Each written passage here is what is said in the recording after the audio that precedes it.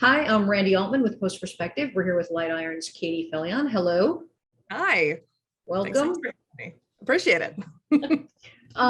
So we're here, we would have been doing this at the NAB show floor where we've done this in the past, but here we are on Zoom. And I just really wanted to check in with you about what Light Iron has going on, also the way that the landscape has changed over the last 18 months. Maybe also talk about some technology as well. But why don't we start with how Light Iron has been doing and some of the adjustments that they've had to make over the past 18 months? Sure, it has definitely been some adjustments, but I think we were actually caught in a better place than most because we had already had some of the infrastructure in place, which enabled us to essentially go remote with our entire facility as of that March 13th, 2020 date, the date that lives in infamy.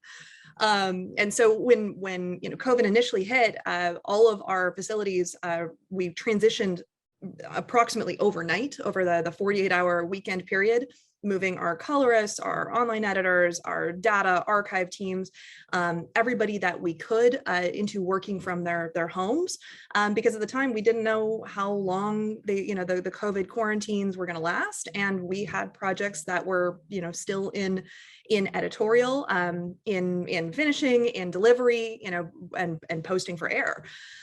So the good news is that I think overall, with a few minimal bumps, we were able to transition very quickly.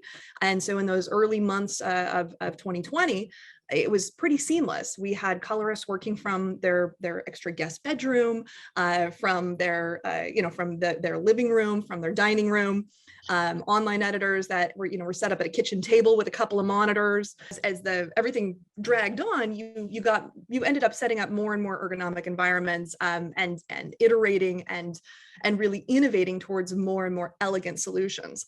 So one of the big things that we've now leaned into is, as our artists have slowly shifted back into the facility, we are hosting in-person sessions now, of course, all supported by PPE and COVID capacity limits, and HEPA filtration, and all of the things that from a business perspective we really need to ensure to support the safety of both our staff and our clients.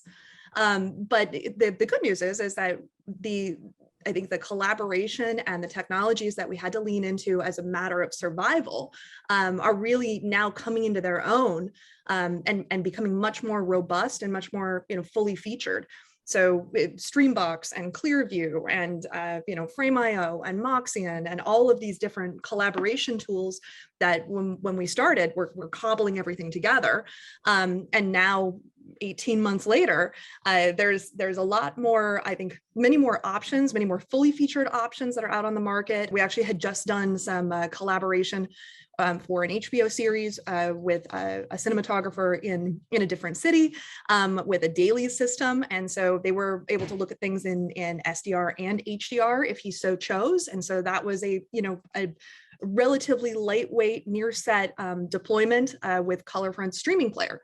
So it's one of those tools that has just come out, or it is in the process of coming out, and really over the last 18 months for us has been a huge piece of technology that's allowed our entire dailies team to be able to collaborate and to work remotely. To break this down, our dailies team, we have dailies colorists, dailies staff all over the country, and one of the big changes for our team is that the dailies support is no longer limited by the geographic region.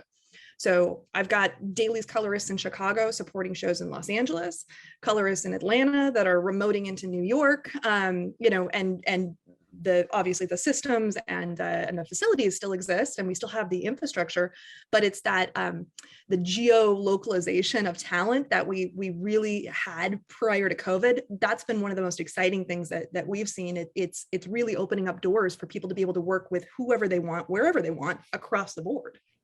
And you don't see that going away. You see that 6 months, a year, you see that becoming a normal part of the.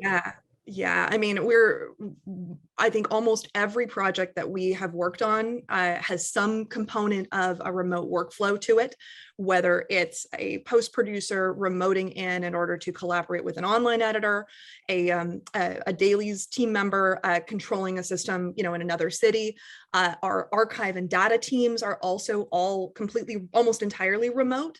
And so they are able to, to control systems again through VPN and firewalls. And so from the security aspect, everything is secure. But that flexibility in order to be able to work on what you want to work on, regardless of your geographic location, is not something we're seeing going away. The challenge, I think, is really in the finishing world, though, in color and sound. Right? It's those two places where a calibrated environment is so critically important. And one of the big things that we saw during COVID was the challenge of trying to recreate those environments in either a home or, in something that's not necessarily as great as it could have been in a professional environment. So one of my favorite stories was we had the cinematographer for the movie Pig, which just got released. We had done that in July, I think. And he told us, yeah, I'm doing this Clearview session, or I can't remember if it was Clearview or Streambox, viewing it on my iPad Pro, and the loft that I live in is entirely open windows. So there was no dark space. So we ended up doing the DI session from his bathtub, because it was the only room in the house that he could darken. That's fantastic. And I bet there's like a ton of stories like that. I know in the sound world, they had people, they would send microphone kits to people, and people would have to go, loop groups into their closets and stuff like that. So yeah, it's been pretty interesting to see the different ways that people have adapted and sort of just made it work, which is pretty cool. And I think that's been a lot of what these early days were. It was the duct tape and glue. How do we MacGyver our way into a solution? And now where we're getting to is that we can now elevate those solutions. We can adopt them into more formalized workflows or pipelines. We can, lean on our manufacturers in order to develop these tools into more robust platforms, more features, support for HDR in a streaming world, and looking at different devices and monitoring platforms that allow us to do that in a more compact way. Before I let you go, can you just tell us some of the projects that you've been working on recently? Sure.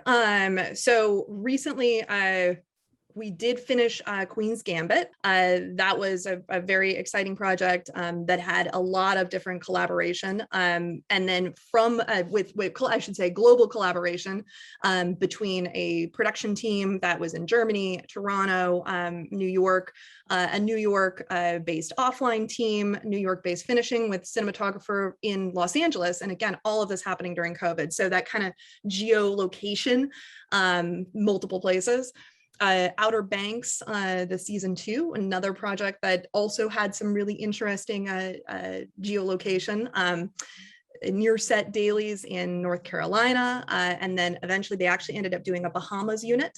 And because it was Bahamas, we ended up shipping materials into our Atlanta office and leaning on our remote collaboration. And so using a system we call Outpost RC, which is a remotely controlled dailies system. And so we had our original dailies colors for the bulk of the show, able to remote in, controlling that system in Atlanta from Los Angeles, where he had returned. And then, again, just leaning into that remote collaboration through the finishing pipeline too.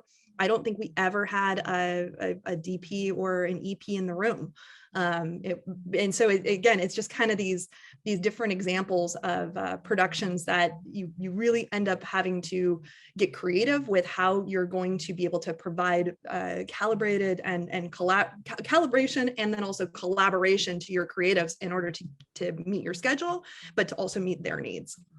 One of the last projects that I'm really excited about, we have a couple features actually coming down the pike that'll be releasing later this year, and all of them have been in production throughout COVID, right? Either starting late last year, early this year.